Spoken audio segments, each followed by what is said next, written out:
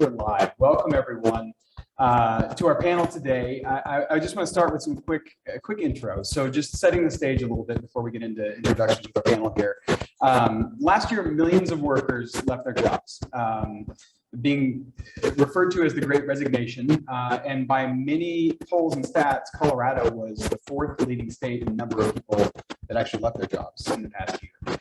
So today we're here to talk a little bit about why that is, what's happening within the workforce. And I think equally as important as employers, what can we do to react to that, to retain and attract new talent in this new world where the Great Resignation is occurring. And so we're super excited with the panel we have today. I'm Jim Licko, co-founder and managing partner of the digital marketing agency here in Denver called CenterTable. We're here in our office today, which is exciting. It's like the first time we've been back and doing something live and in person. So thank you all for joining. And I guess down the row here, we've got Jami Duffy, who's the executive director of Youth on Record, who just acquired the Underground Music Showcase, which we're super excited about. A music festival with a cause, basically. We're excited to see what happens with that.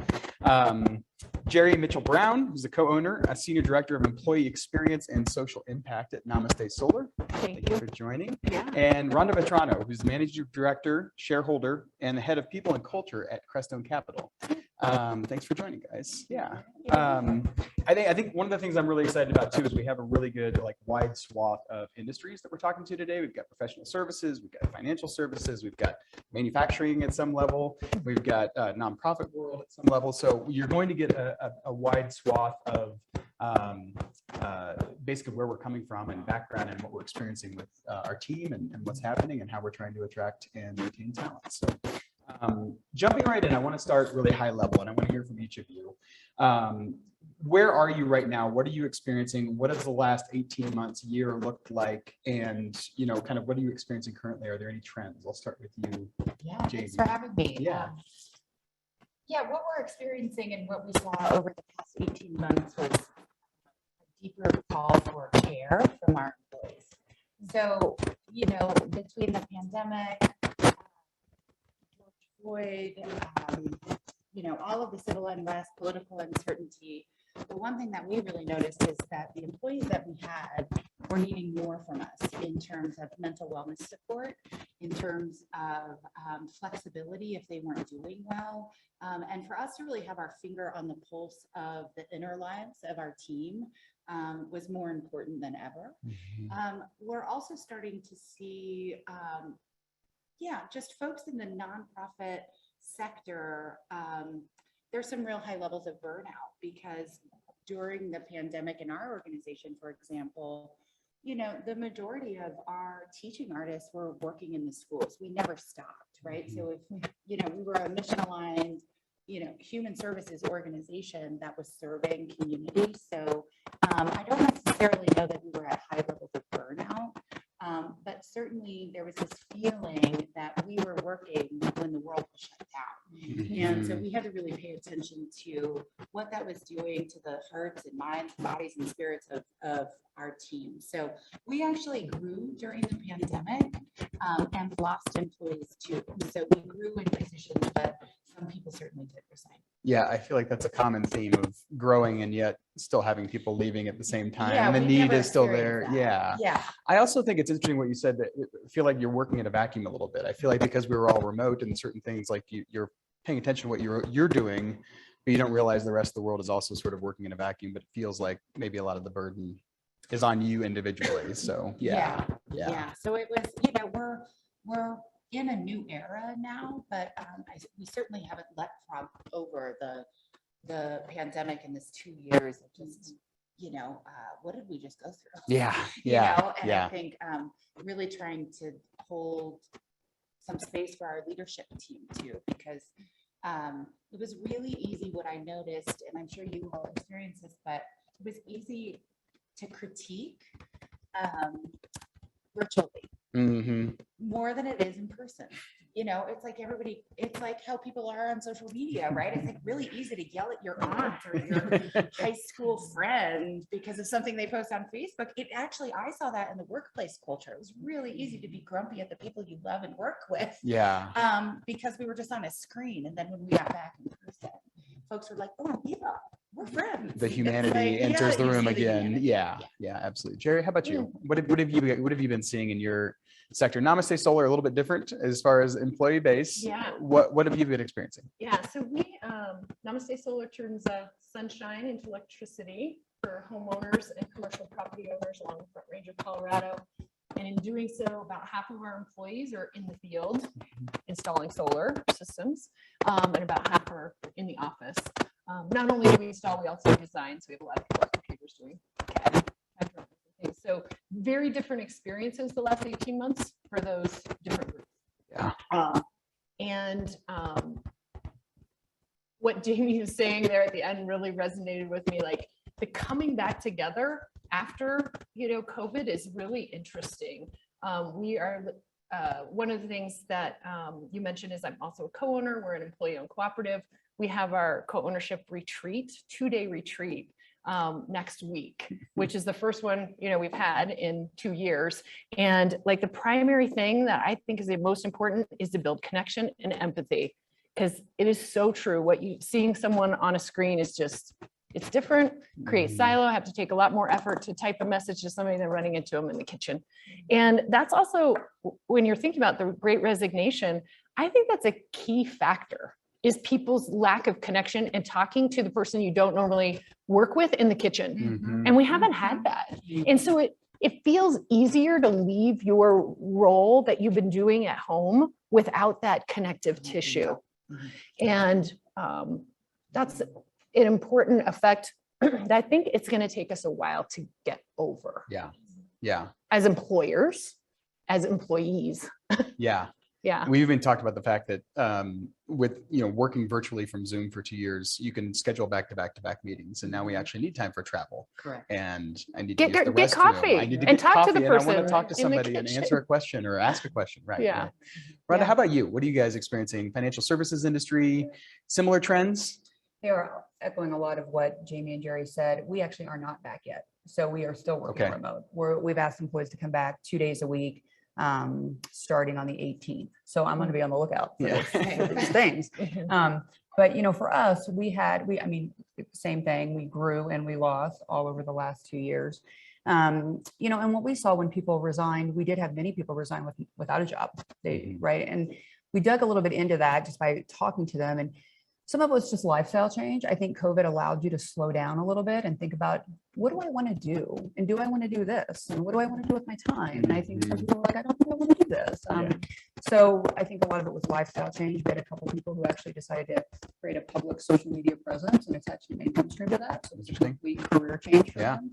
I think we had a couple of people who had a good amount of equity in their homes, given the price of homes in Colorado, and decided, maybe I'm going to move to Tennessee, or maybe I'm going to move to Texas, because it's just a different level of expense. And so we had all of those things. And so at the same time, we're growing as we have people exiting. And so it was institutional knowledge rolling off and bringing on new people that you had to integrate and onboard remotely. Right, which was another huge challenge. As we hired probably about, I think we've hired probably around 30 people in the last 2 years, and we're a firm of 60.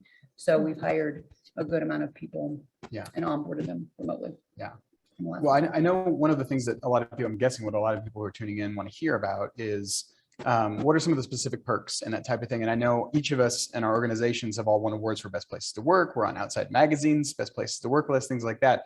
And I'll get to feedback in a second from employees and how we're making some of those decisions. But getting into the nitty gritty, maybe we can talk a little bit about specific benefits or perks or things that you've added over the past year and a half that may have reacted to the marketplace and what's happening right now. Geri, maybe I can start with you. Yeah. The thing that comes to mind right away is we've doubled down on training, education. For our installers that work out in the field, we offer the ability to pay for all of the coursework related to electrical licensure. So you become a licensed electrician, and whether after 4 years, whether you're still working with us or you go have a career that's really positive, lucrative, you can go a lot of directions with it. That education component is something that we've decided can set us apart. In some ways, we're competitive with the construction industry, which people will, change roles for $1, get laid off 4 months later when a project is done. And we're not that company. Right. So, but we need that type of labor skill. So how do we differentiate what's our employee value proposition for us? One of the things is training and education, focused on our folks in the field. Yeah. And that's huge. It's something they can take with them like for a lifetime, basically. That's incredible. Yeah. Rhonda, how about you? Specific perks or things that you're offering that you weren't 2.5 years ago? Yeah. So, some of the perks we put in place because of COVID, I would say, before COVID, we actually did have a work from anywhere 2 days a week policy. Okay. So people were relatively used to the remote component. But then we added, and again, we're not yet back, so people will take more advantage when they're back in the office, but we've added where you can now work 4 weeks from anywhere. So when we do ask everybody to come back to the office, which our normal is 3 days a week, right? But then we've added a 4-week component where you can work from anywhere annually. So if you want to take a 4 weeks at one time and you want to go live somewhere else, if you want to do it week by week, if you want to do it 2 weeks at a I time. love that. But yeah, it's 4 weeks work from anywhere. So there's still a little bit of empowerment there that it's your time and you can work wherever you want, as long as you're producing that. And then we had this before COVID, although I think it just had gone into effect when COVID hit. We offer a 45-day, 100% sabbatical. So whatever's going on, right? It doesn't have to be a traumatic event. It can just be that, you know what, I need some time. I'm wondering if we'll see more people take advantage of that when COVID comes back from COVID, right? After going through it. But we'd much rather have people leave and take time and regroup than leave completely. So we'll give you that time to, we do whatever you need to do. Go find yourself, go on a yoga retreat, whatever you want to do. Is So there a that's certain amount of 100%. time that employee needs to be there? 1 year. 1 year. Okay, 1 year. after 1 year. That's Yeah, great. 1 year. Yeah. And then we just put in this year for 2022, because everyone's so connected to their devices and their screens that we're reimbursing $200 up. It's called Get Creative. So it's like, go to a museum, go get theater tickets, go to a zoo, go do something that includes you to get out, interact with people, and we'll reimburse each employee $200 for whatever they choose to do with it. Yeah. So those are a couple perks that we've put in place. Yeah, I think the flexibility is something that we've been hearing is key.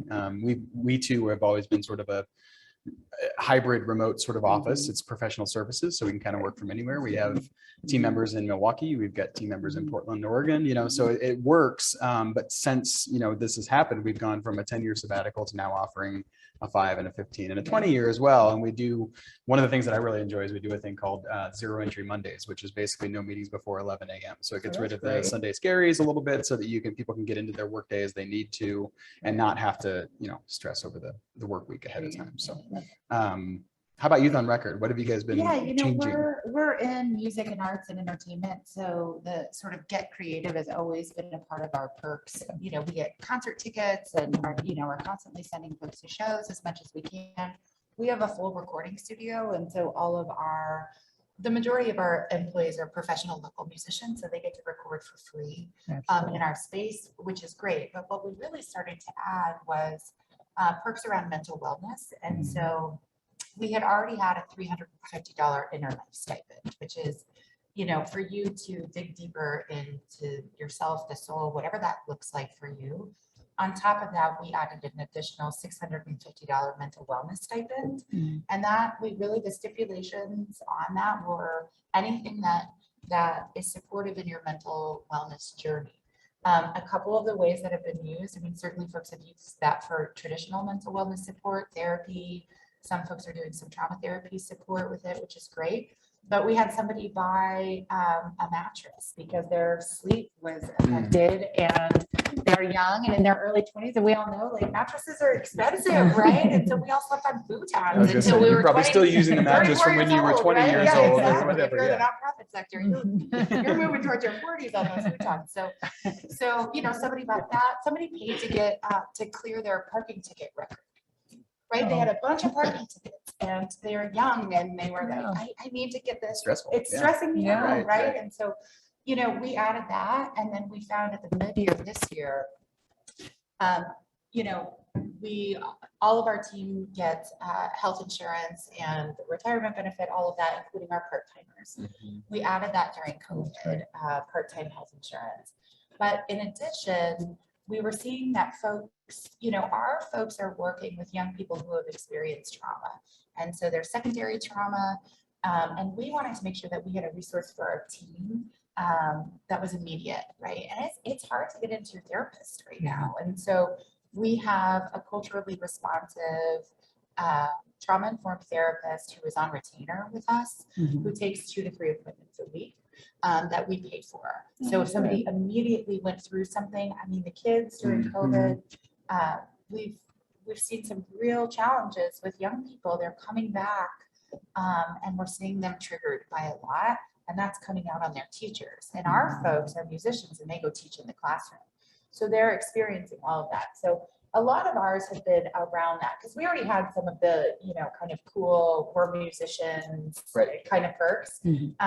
But we did add kombucha and cold brew on top. And I don't know why that is so exciting to everybody. I mean, on record, it's like all anybody's talking about right now. So Cold brew sounds mental pretty health good. and cold brew, I mean, I guess that's the solution. The jitters while you're also anxious, I guess. Yeah. I'm curious to hear then, with these changes, with these updates you've made, how much of it was related to employee feedback? Were you gathering feedback ahead of time and reacting accordingly? And if so, how do you get feedback from employees at your organization, or team members at your organization? Ron, maybe we'll start with you. Is it a regular sort of annual reviews? Is it more real time? Yeah, so it's both for us, but so we're a firm of 60 and our employees are not afraid to give feedback on a spontaneity. So we have no problem there, but we do an annual employee engagement survey and we ask a variety of different questions. I think we have 8 different sections, everything from technology to leadership. And so that always gives us some insight into what we probably need to focus on. So from that, we instituted different career pathing levels. We didn't have like a real good career pathing type of model. And so that's something that we created. We did a lot of leadership training, whether it's a mentorship program, people management type of training, or even executive coaching, but we offer different types of leadership development. And then we really enhanced our technology capabilities. It was probably a pretty weak area for us, actually. And so we invested a lot in terms of infrastructure from that feedback as well. I will say, though, that, I'm a big advocate of really identifying, first acknowledging the feedback, right? Presenting it, making sure that we understand people took time to take the survey. So we're going to give you the results regardless of what they are. So in acknowledging what we can change and what we will change, and also acknowledging what we can't or what we won't. I mean, and sometimes the word is won't because of a business decision. So I feel like we do a pretty good job of hearing you and presenting it regardless of what the details say, but also making sure that people understand we'll do what we can, but we won't do it if we can't do it, or we won't do it if it's not good for the business. Right. So Geri, how about you guys? From a feedback standpoint, half in the office, half out in the field. Does that I'm sure that presents some challenges in getting real-time feedback. Yes, it does. We also do an engagement survey, a large one in January, and then like a check-in shorter version in July. This year we had 93% participation in our survey, which is great. It's key that you can do it from a phone, for our folks in the field, something simple to be able to engage with. We also have once a quarter, we have sessions called What's on Your Mind, unscripted, non-agenda topics with 2 of our live complaint box. If you will. with 2 of our company leaders. And we have done that virtual, and now we're back to doing that in person. We have 2 offices, so one in Boulder, one in Denver, and we have a virtual session also to hear what's on people's minds. Some of our responsiveness around COVID and the Great Resignation is also feedback from the market. So there's feedback from employees, but like, what is the market telling us in terms of direction? And that's important information also. And that's part of, like I mentioned, training is one of our big focuses. That's part of a market response in terms of like hiring and retaining, and what the industries that we're in, renewable energy and construction and engineering work, how are they doing locally?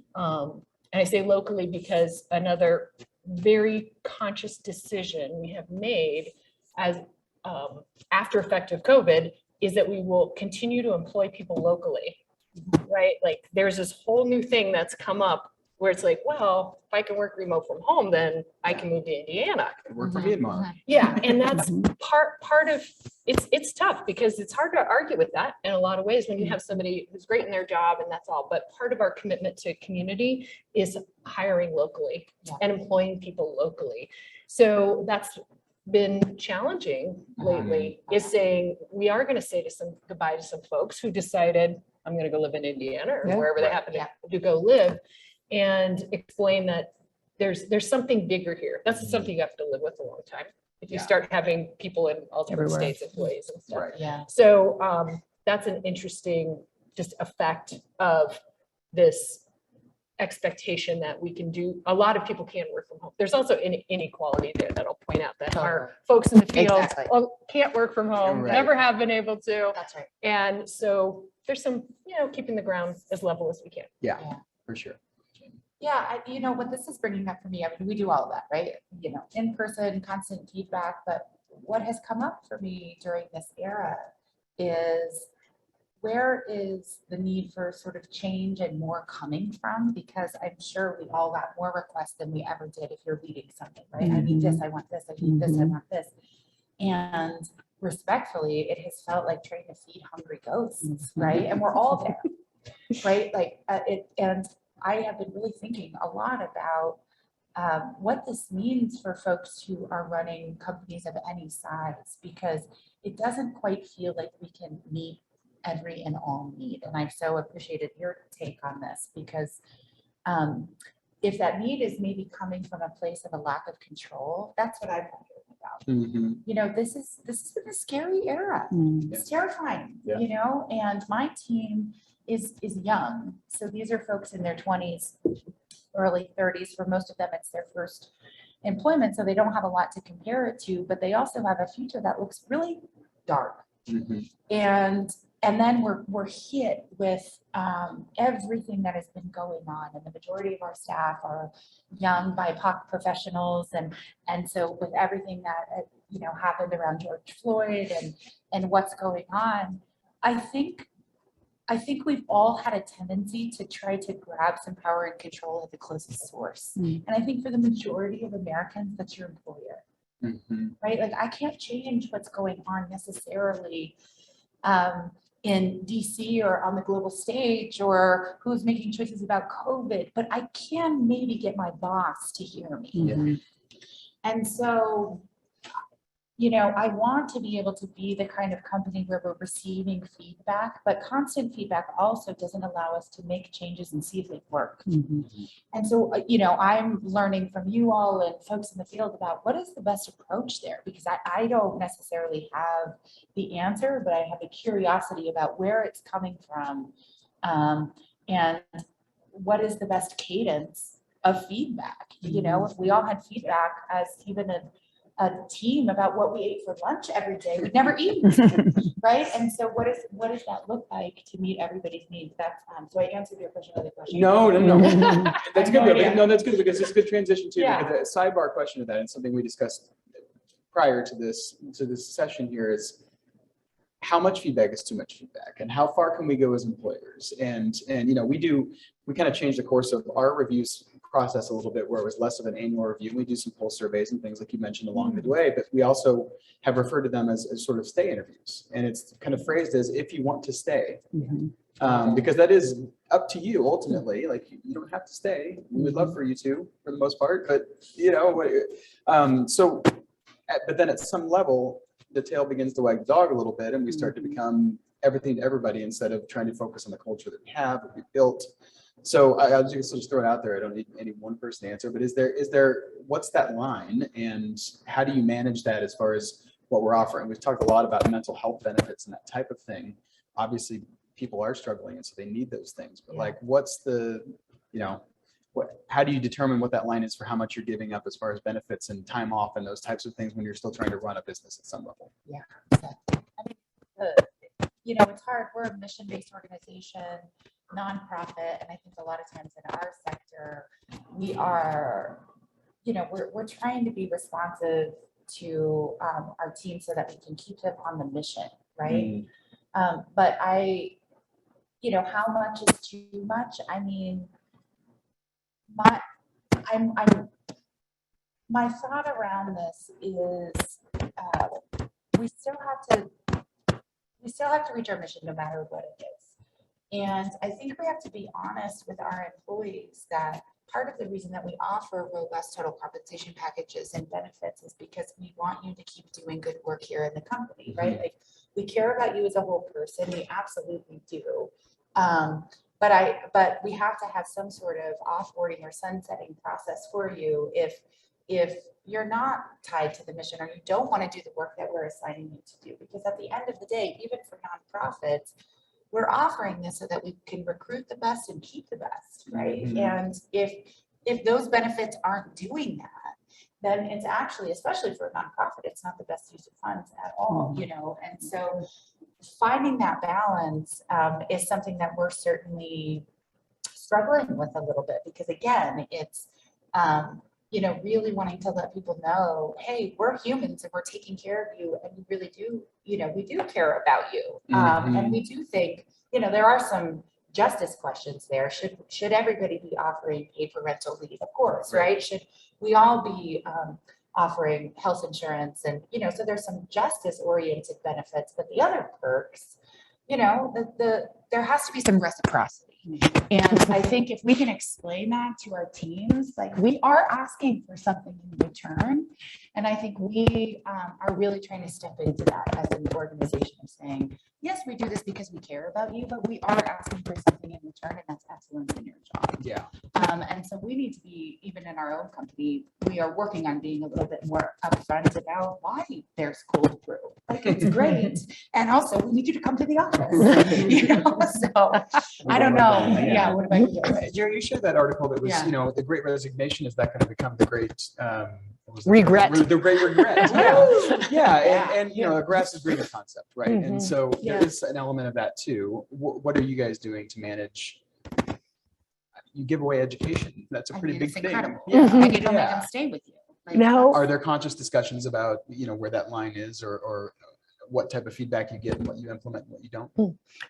What Jamie, pardon me, what Jamie was saying really resonates with me, because it's like, yes, we're doing a lot and we're still your employer. Correct. Yeah. You know, Yeah. like the expectations of what an employer should do have increased. I also made me think about a generational difference here, which I don't love to point out, like, Well, it's Gen real, Z though. this It's and whatever, I'm a Gen Xer and, you know, we're that. But I do notice differences in there in terms of the expectations of what people expect from their employer, and feedback, giving feedback. Yeah. I think the younger folks want more feedback and want to give more feedback. Both, yes. And they want a lot of feedback. Yes, They want a to know lot. how they're doing constantly and consistently. Yeah. Yep.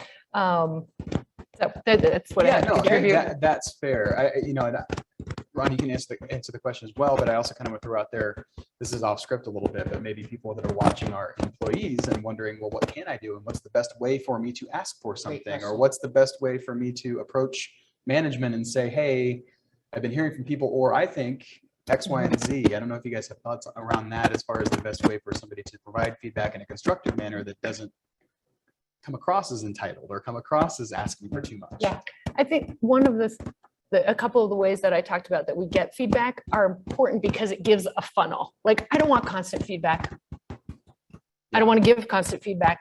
You know, it's exhausting, and it's, you know, it doesn't allow At some you to point, the stay work on needs to be done track. as well, It's right? And- disorienting, right? Because like constant feedback, you're going one way and then you're going. And this it's way, then people who you're are turning comfortable around. speaking up, which is not everyone. You know, there's probably, maybe there's a silent majority that feels everything's fine, and, or, you know, Yeah. so having things like, we're going to have an engagement survey here and here. We're going to have these what's on your mind sessions every quarter. You can show up, you can do your thing.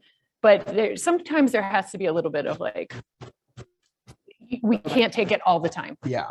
Yeah. Yeah. I mean, you know, something you said in our pre-call really supported, you know, something that's going on in our own company right now, which is, you know, I've always kind of fought to keep everybody, right? And that's because we're, you know, a growth organization. I've been there, you know, at the helm for 12 years. I want to invest in, we're a youth services organization. And so 35% of our employees are former clients.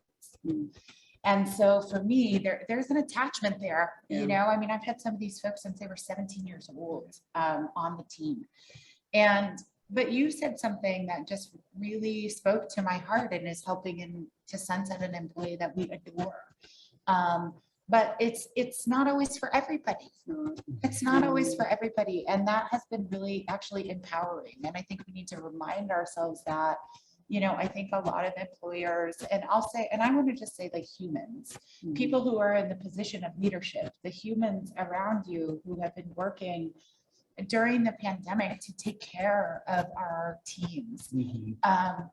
You know, we are connected to your journey, but we're also trying to meet a bottom line. For us, it's a triple bottom line, but we have that responsibility. And so, you know, I'm really inspired by this idea that, you know, if it's time for somebody to go, it's okay. It's okay. Like, and it's okay for them. You know, let's release people further into their path, right? And do it in a way that honors everything they've done for the company. But if it's not a fit, it's not a fit. And yeah, so that's been helpful for me, you know. Yeah, I think, and you know, I think when it's not a fit, it's difficult at times to come to that realization, but it's not a fit, and it doesn't mean that anyone's bad. Correct. Right? Nobody has to be bad. Yes. I think we live in this world where it's bad or it's good. It actually doesn't. It just means that, you know what, we're a great employer. You're a great person. Yeah. But you know what, it's just not working right now. Maybe it'll work again. Maybe they boomerang, right? They come back in 5 years. Maybe they don't. Maybe they have a referral they want to send your way, but it's okay not to be okay anymore. Yeah. Together. It's like the employer version of the, you know, conscious uncoupling. Right? Yeah, it It's is. true. I mean, that's what we're trying to do right now. And this employee has talked about, you know, we talked this morning about this. Like, you know, I said, I'm going to do this panel, and, you know, we're teaching each other a lot right now. And she really said, like, for the Great Resignation, there's no formula really to keep everybody.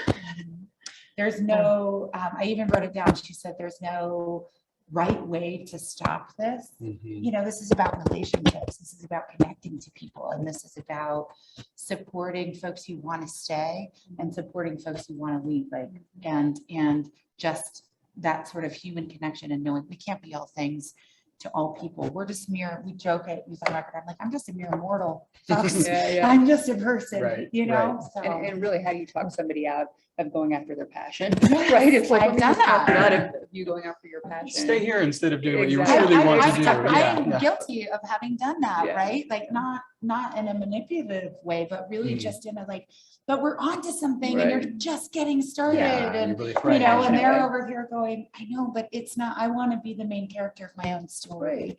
And that isn't here, right? So. And if COVID made people rethink Yeah. the story that they're in, that's okay. that's right? great. I mean, Yeah. it's great. As employers, it's challenging, Yes, it is.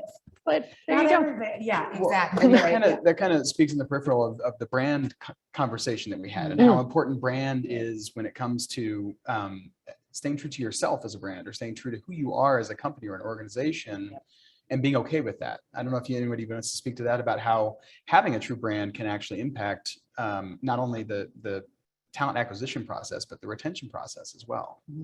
Yeah, I love nothing more than when somebody walks up to me and when I say, I work at Namasté Salon, and they say, oh, I've heard that's a great company. That's it. I love your yellow trucks driving around town Yeah. with, you know, the logo, and it has a B Corp logo because we're certified B Corp, and all of those kind of things, like, because they don't even know why we're a good company. Yeah. But that reputation is just so key to attracting and retaining, you know, people. So brand reputation is, you know, built over a long time. We're 17 years old, and that has been an important part of, you know, the title is, this is what Great Resignation is. It's like, I think it lessens the impact. Your culture and your brand, that reputation, have really lessened that impact on people coming and going, or people going, I'd say in particular. So the culture that you've set up over the last, for us, 17 years is part of what drives their reputation, how we treat our customers, all of those kind of things lead right back to who you hire and how people feel about working for the company. We recently had a end of year program that involved some community giving, and the Denver Post ran this really fantastic headline, Namasté Solar gives the gift of sunshine to low income families, something we worked with Energy Outreach Colorado and had this great program. We get solar garden subscriptions 1 year for different folks in Denver Housing Authority program and stuff. But they ran this headline. I'm like, that is the most priceless headline ever, because that brand reputation, we're a giving company, even at a time when times are tough. That's right. So I'll stop there. Well, Let someone else go. Real quick on that, it's interesting that you said the Denver Post, because we recently during the COVID era had the Denver Post featuring one of our artists, and they called Youth on Record Colorado's Maverick nonprofit, right? Oh, and yeah. for us, we were like, that's it. Done. And so Take that to the Denver bank. Post sponsored by Denver Post. But truly, we, we've led with that, and we've used that because in a nonprofit sector, right? This work is hard, and the pay is not what other sectors can offer. Right. Unfortunately, that should shift, and we are trying to shift that. And so pay equity and fairness is a part of our culture. But this idea of being like the maverick in a sector has, I think, helped us in terms of folks saying like, there's something different here, even this purchase of, the music festival, right? Starting a joint venture, that is not something that nonprofits are doing, en masse, right? So folks who work with us, we had somebody say it best.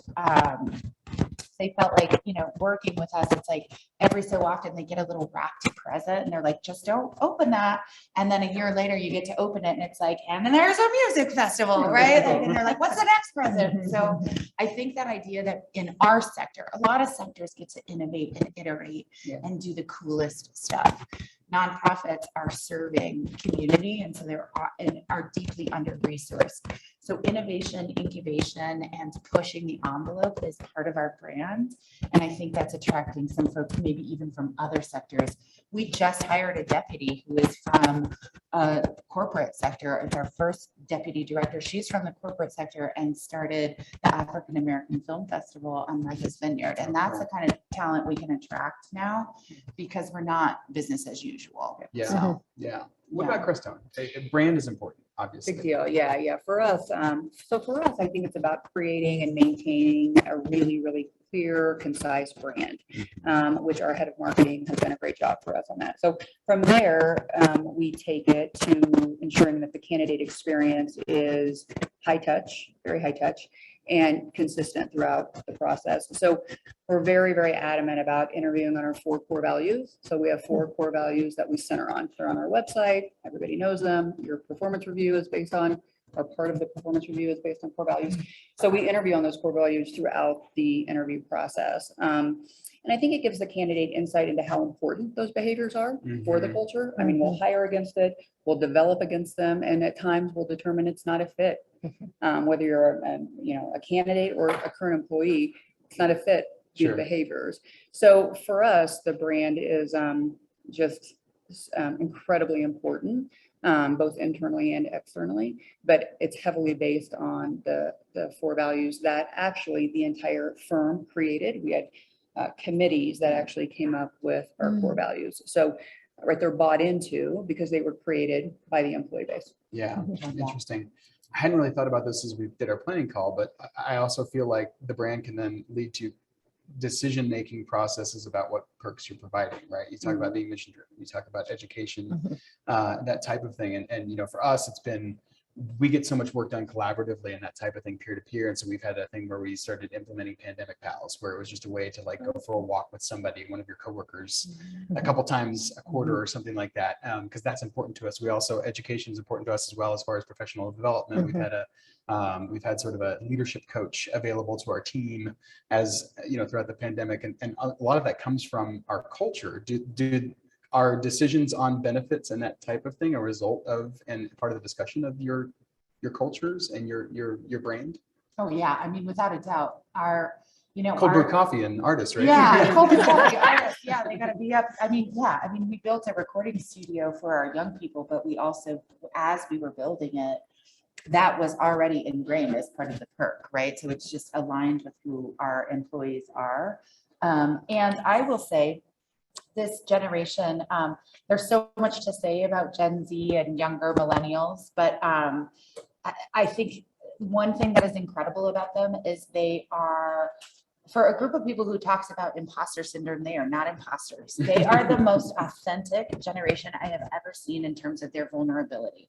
I have never seen a generation be more vocal about mental wellness and substance misuse. They are my heroes in that. And so that is who works for us. And so of course our benefits are going to be around attracting younger employees who are looking for fun and entertainment and taking care of their mental wellness. So that has really, yes, absolutely. I never thought about that, but absolutely brand impacts what we offered a retirement benefit. I'm trying to get everybody on board. I'm like, start saving now. They're like, can I get those Cold brew. Yeah. Exactly. So yes, you're absolutely right. I never thought of that. Any other thoughts on that particular question as brand relates to how you determine what you're offering and that type of thing? I mean, I'm curious in the financial services sector. I feel like maybe I'm wrong. I feel like it's very, very competitive, right? You have people who are very good at what they do, who probably earn really good salaries and that type of thing. How much of what you're offering is Crestone focused and putting it out there to say who's relevant for this, as opposed to, I'm really trying to track this person, so let's change what we do to, Yeah. So, all crazy things. I think I actually think our secret sauce is our culture. I mean, we're in Boulder, Colorado for a financial services firm, number one, right? Yep. People can do a 2-hour mountain bike ride in the middle of the day and we don't care. So some of it's just our culture is our secret sauce. But I would say that what drives probably our benefit selection is probably competitors in terms of what we're learning from candidates when they come in. And I get a whole lot of one-offs. I get a whole lot of, well, my friend has this and my friend has that. And I'm like, well, how big is that company? Because if there are 2,000 people, then they have the ability, whether it's, somebody gets 6 months off for maternity leave, well, we have 60 people. So we can't do that. Or what's their AUM or what's their revenue? And then they typically I don't hear from them again. They like run off. So I do get a lot of the one-off requests on benefits. But there are so many different types of factors that go into what they're hearing that it's difficult for me to be like, okay, let's try that. But competitors and what we're seeing from candidates, if we extend them an offer and they have a competing offer, that will help drive holistically if we're going to make a benefit change. Sure. That makes sense. Well, and there's this whole trend right now on TikTok where folks are talking about their employers, their benefits and their salaries, right? And I'm just like glued to that.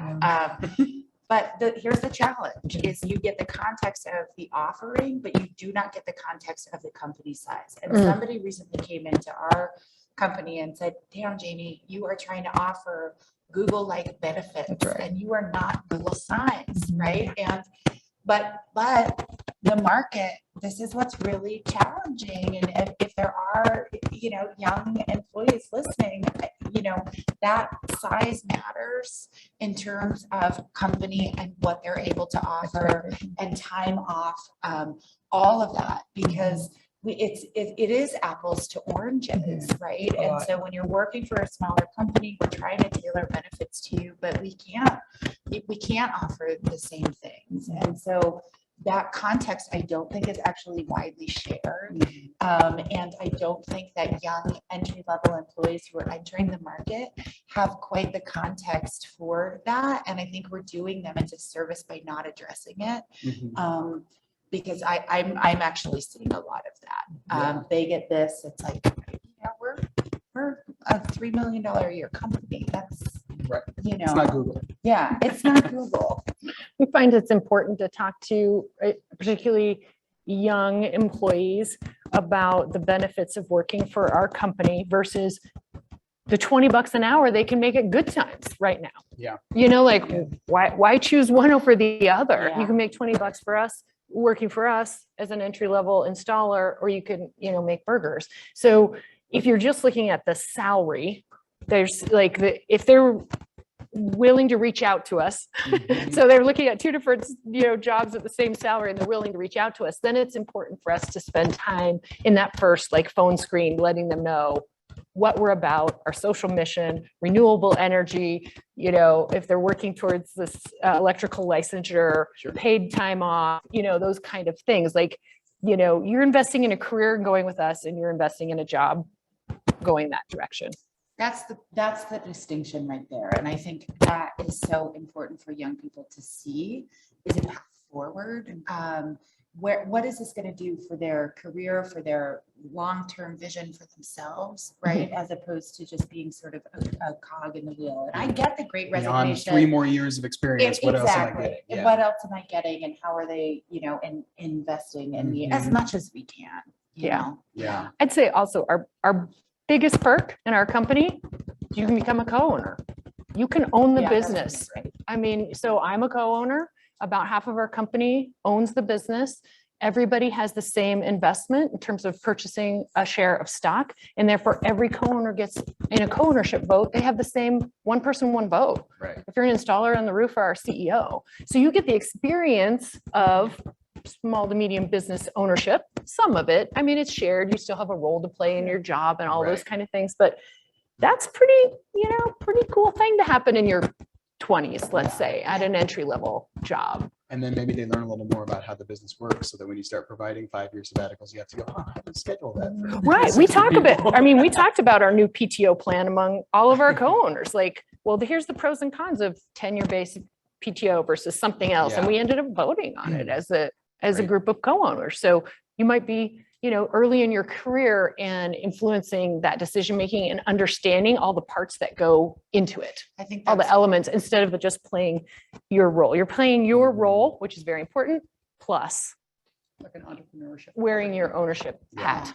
Yeah. I think that's so interesting because, getting folks in the place where they're understanding how decisions are made, why they're made in a certain way. I mean, you probably see this all the time, like the requests that people make. I have this happen for, money requests in our company where it's like, can we get this for this program outside of the budget cycle, right? And if I have to say, no, not right now, they're like, I don't understand. It's only $3,000. I'm like, you're one of 30 people asking for $3,000 this month, right? And so giving context, we're constantly asked to clarify and be, radically transparent around decision-making processes, which I hope ultimately will help folks to better understand the no's when they come. Right. Yeah. There's context there for sure. Yeah. I know we're running a little short on time, but I do want to talk a little bit just briefly about recognition for your employees. And is that a part of what keeps them? And if so, it keeps talent at your organization. And if so, what types of either formal or even informal, sometimes we do things like spot bonuses or just little surprise and delight things to recognize good work. Are there specific either policies or real-time type of things you do for employee recognition or team recognition? Well, we also do spot bonuses, but outside of just the compensation aspect of just recognition, we're really, really big into peer-to-peer recognition. So we have a team meeting every 2 weeks. We have some impromptu meetings, and our team is great in the sense of they love to recognize each other. And that's much, of course, leadership recognizes people as well, but that's really empowering when you have peers recognizing each other in a public forum. So we do a lot of peer-to-peer, and then we also have a performance management system that allows for real-time feedback as well. So you can put a note in and you can copy just the employee, you can copy the employee and the manager, or you can make it public and it goes out to the entire firm, and it's real time. So it can happen right then. So we've just found that peer-to-peer recognition tends to go pretty far. Yeah. We have recently heard loud and clear that the best recognition for our field crews is for leadership to go visit them. Bring lunch In the field. and see what they do. Just come see our work, because we're not all in doing the same type of jobs. And that's what they want, is they want to be seen. Yeah. I think that peer recognition part of our all staff meetings is important for us. The other thing that I really try to do is all of our team are professional musicians. And so when I'm having board meetings and talking to folks, I want to make sure that our stakeholders and our board know about the musical lives of our team. And so we ask them to submit, albums that are coming out, shows, all of that. We put that out publicly. So we support their musical careers. And so the recognition, I mean, these are musicians are playing on stages. They're on the cover of Westward, right? So they're actually like their day in the sun is here. And so that is something they deeply care about. So that is one way that we recognize the whole person who works for us is just by supporting their music careers. Yeah. I love the peer-to-peer thing. We've seen a lot of that too. I mean, it has a different weight to it when you have a coworker or a colleague say, great job, publicly, especially. Yeah. Especially cross-team. Yeah. We found that Yeah. more than even within your own team. So you're kind of used to working together, but somebody reaches out from accounting Yeah. and says something. It's like, oh, hi. Yeah, that matters. Yeah, you noticed. That's Yeah. awesome. I saw a tweet this morning that had a picture of a Krispy Kreme dozen donuts or something. They said, I think the single most popular thing you could possibly do as a coworker is just bring in random donuts. And the point is obviously surprise and delight, or just like, That's right. somebody said thank you. Somebody thought of you and was like, Yeah. oh, let's bring in some snacks for coworkers or That's whatever. right. So We actually every quarter we assign a core value to an employee, whoever has demonstrated throughout that quarter. But then the next quarter, we have the employee who received it nominate the next I'm getting employee. so many ideas. Right? This is So there's amazing. not- Seriously. Yeah, notes from you guys. So it's great. So it's not leadership being involved at all, but it's the person who received it before identifies the next person. So that's gone over really, really well. Then they get a mug with their core value on it and everybody. I love it. 'Cause yeah. culture belongs to everybody. It does. They you build it. know? They build it. Yeah. And hopefully they're there because of that. And so therefore they find value in it. Yeah. Well, I know we're running a little short on time. However, I want to end with just sort of a parting piece of advice for businesses or organizations who are in high level, blanket level when it comes to today's world, today's marketplace, retaining and recruiting talent. What's your advice for those? And I'll start with you, Jami. Oh, Lord. Yeah, I've been thinking about this, and I think the best advice I have, and this is really just maybe even saying this to myself, which is to just remain authentic, right? Not to twist ourselves into a pretzel to meet the needs of every single person individually, but to kind of stay true to the path that you're on and do as much as you can as you're working towards your mission and whatever that mission of your company is. And the other advice I would give is for folks who are in the decision-making rooms, it's important to bring multiple people to the table, right? Nothing about us without us. It's also important that the folks who aren't in those rooms know that you have a better understanding of your humanity. So, to be able to say authentically, we really struggled with this decision, or this is weighing on me, but we had to go this way and this is why, right? So I think the more authentic and the more kind of truth-telling we can be, at least people will have context for decisions, because we cannot be all things to all people, because the needs of humanity it's just too great for one small business to solve, so just knowing that I think everybody, our employees and folks making this decisions, just creating culture where everybody knows everybody really is doing their best. Tying people's work to the higher purpose of the organization. Everybody wants to work for something bigger than themselves. They want to understand how it contributes. So I think talking a lot about renewable energy and how important it is, how we're making an impact on climate change, even though we're a little company in Colorado of 200 people, that is doing something. And so I think that's a retention factor. It's a recognition factor. It influences a lot of things in people's employment experience. Is making sure they know, yes, you do accounts payable, but the reason you do it is our greater mission. We can all earn a paycheck anywhere, but what's the end, right? I think as a company, certainly as a firm, I think we have to decide, what do we stand for? what will we negotiate on? What will we not negotiate on? So, Jeri said she's going to hire locally. That's just what the deal is. So that's what you stand for, right? And you may not negotiate on that. I think that companies have to figure out what that looks like and be okay with the fallout, because there will be fallout. Yes. Anytime you stand for something, there's going to be fallout.